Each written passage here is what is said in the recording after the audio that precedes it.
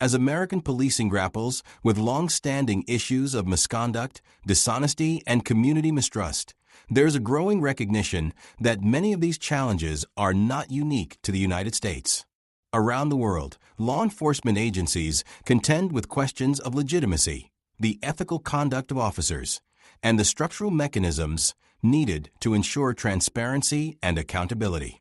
Yet some countries have responded to these challenges with models and reforms that have yielded measurable improvements, especially in building systems that prioritize truth and integrity. This chapter draws on international experiences to identify lessons and practices that can inform reforms in the U.S. It does not suggest that foreign systems can be transplanted wholesale, nor does it claim that any single country has solved the problem of police dishonesty. Rather, it highlights how institutional design, cultural expectations, legal frameworks, and oversight mechanisms interact in different contexts to promote or undermine candor within law enforcement.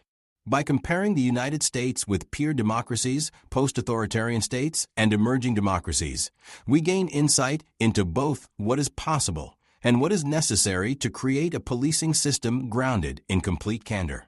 These lessons underscore a common truth, where the duty to tell the truth is taken seriously systematically and culturally public trust flourishes, and legitimacy follows. The United Kingdom, institutionalizing accountability. Independent oversight through the IOPC. One of the most prominent features of the British system is the existence of the Independent Office for Police Conduct, IOPC. This agency investigates serious complaints and misconduct allegations against police in England and Wales. Crucially, it operates independently of police departments and government ministries. Officers cannot investigate themselves, and complaints are not filtered through internal mechanisms first. The IOPC is empowered to launch investigations proactively, without a formal complaint, compel the disclosure of documents and data, recommend disciplinary action or prosecution, publish findings and reports publicly. The public transparency of the IOPC process combined with its statutory independence has contributed to greater public trust in how misconduct is addressed, even amid controversy. Duty of candor in court and public. British courts impose a high standard of candor on officers, particularly in cases involving evidence collection and disclosure. Prosecutorial obligations under the Criminal Procedure and Investigations Act 1996 mirror aspects of the U.S. Brady framework, but with more codified obligations on the police to share material that undermines the prosecution's case or assists the defense. Moreover, major public inquiries such as the Hillsborough disaster inquiry have forced public acknowledgement of institutional dishonesty within policing, prompting further cultural introspection. Lesson: structural independence and mandatory public disclosure mechanisms are essential for accountability. The United States can learn from the IOPC model by investing in independent bodies with investigative authority and public reporting mandates. Canada: civilian oversight and cultural reform. Police complaints commissions. In Canada, most provinces have established civilian oversight agencies, such as Ontario's Office of the Independent Police Review Director, OIPRD. These agencies receive and investigate public complaints against police, often with powers to impose discipline or refer cases for prosecution. Importantly, these bodies emphasize accessibility, allowing complaints to be filed online, by phone, or anonymously. Investigations are bound by deadlines, and complainants are entitled to regular updates. Emphasis on procedural justice and truthfulness.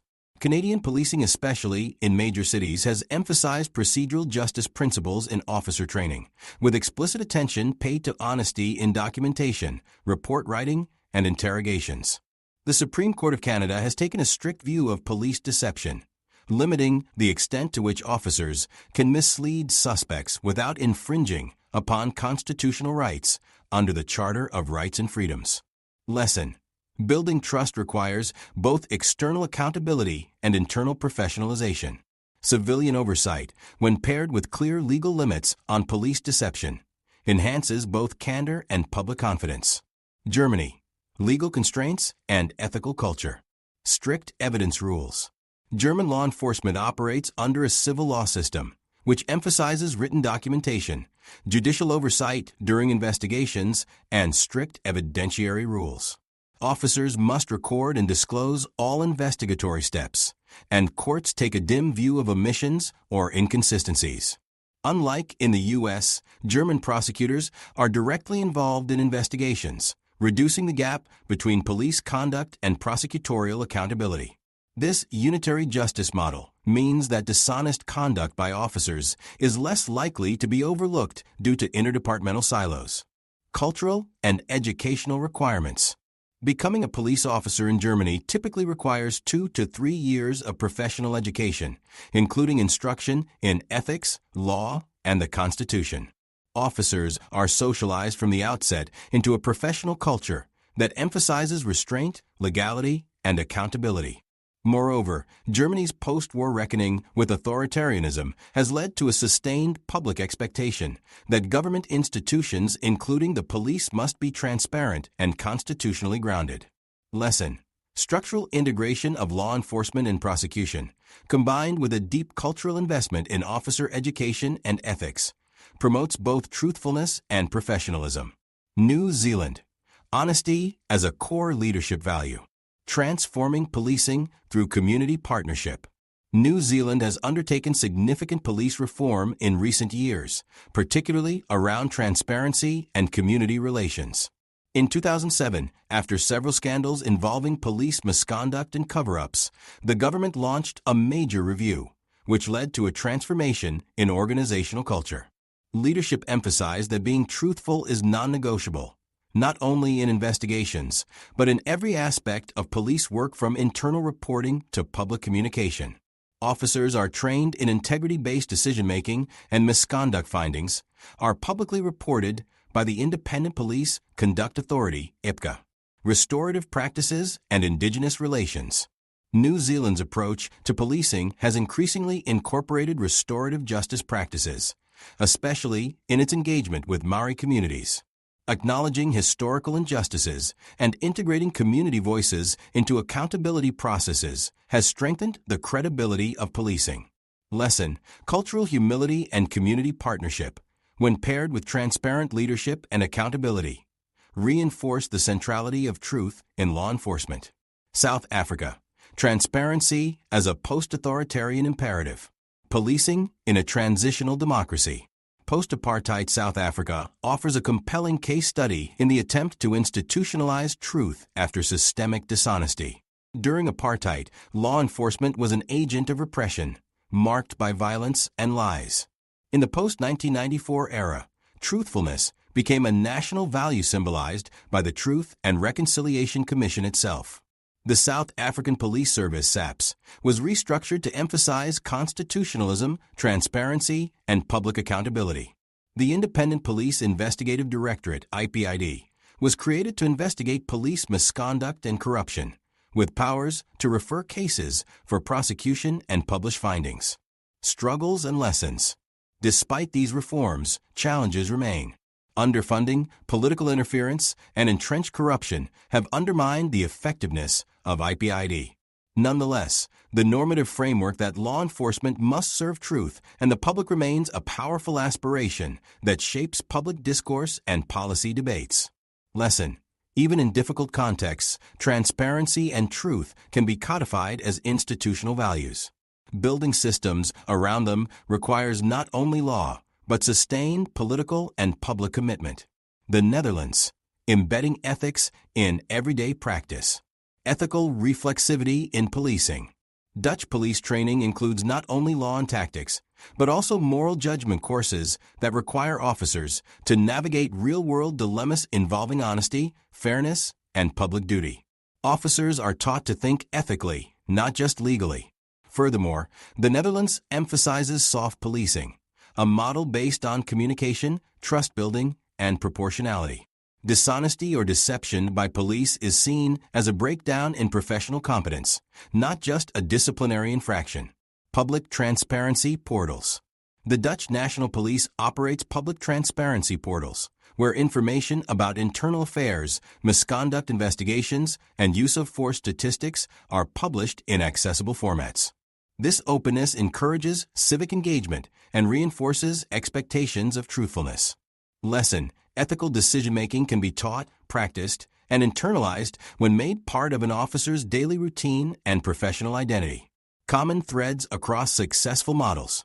While the countries highlighted differ in history, structure, and challenges, certain commonalities emerge among those making the most progress toward truthful policing. Independent oversight. Agencies like IOPC UK, IPCA NZ, and OIPRD Canada help ensure accountability outside of police departments. Public reporting. Regular publication of misconduct findings, policy decisions, and data builds credibility. Integrated training. Ethics and candor are not isolated modules, but embedded across years of education and field training. Community voice. Indigenous reconciliation, civilian oversight, and participatory policy development strengthen legitimacy. Legal integration. Close cooperation between prosecutors and police enhances responsibility for truthful disclosure. Cultural leadership. Top-level officials set the tone, affirming that truth is non-negotiable and essential to public trust. Cautions and considerations. International models are not without limitations. What works in one country may not transfer easily to another due to legal, cultural, or political differences. Some reforms risk becoming symbolic rather than substantive if not backed by sustained oversight and funding. Additionally, even the best models require constant vigilance. There is no permanent solution to the challenge of maintaining integrity. However, what these comparisons make clear is that truthfulness in policing is not a uniquely American struggle. It is a universal democratic challenge and one that can be met with creativity, commitment, and courage. Conclusion: toward a global standard of candor. In an interconnected world, justice cannot be parochial. The legitimacy of a nation's policing is increasingly judged not only by its own people, but by the international community. As global standards of human rights and transparency evolve, law enforcement agencies everywhere are under greater pressure to show that they are not only enforcing the law, but doing so with honor, fairness, and truth. The United States has much to learn and also much to teach. Its constitutional framework, its robust civil society, and its tradition of legal advocacy offer fertile ground for reform. But to move forward, it must look outward as well as inward. Other nations have built systems that make truth-telling not just a virtue, but a professional standard. The challenge now is to adapt those lessons to build a system where candor is not the exception, but the expectation. If truth is the first duty of every officer, then truth must also be the first design principle of the systems that train, supervise, and hold those officers accountable. I am a dedicated author and researcher specializing in the intricate nexus of technology, law, and government. My extensive body of work includes a diverse array of books, scholarly articles, and policy papers that delve into the evolving challenges and opportunities presented by technological advancements within legal and governmental contexts. Through rigorous analysis and insightful exploration, I examine how emerging technologies such as artificial intelligence, cybersecurity, data privacy, and blockchain shape and are shaped by legislative frameworks, regulatory practices, and public policy initiatives. My publications aim to bridge the gap between technical innovation and legal governance, providing comprehensive resources for policymakers, legal professionals, technologists, and academics alike. By addressing critical issues like digital rights, cyber law, technology-driven governance, and the ethical implications of technological integration, my work contributes to the development of informed and adaptive legal systems capable of responding to rapid technological change. I am committed to fostering a deeper understanding of how technology influences governmental operations and legal standards, and vice versa, thereby promoting the creation of robust, equitable, and forward-thinking policies. In addition to my writing, I actively engage with government agencies, legal institutions, and technology firms to offer expertise and collaborate on initiatives that ensure the responsible and effective implementation of technology in public spheres. My dedication to exploring and elucidating the intersections of technology, law, and government underscores my commitment to advancing knowledge and facilitating informed decision-making in an increasingly digitalized world.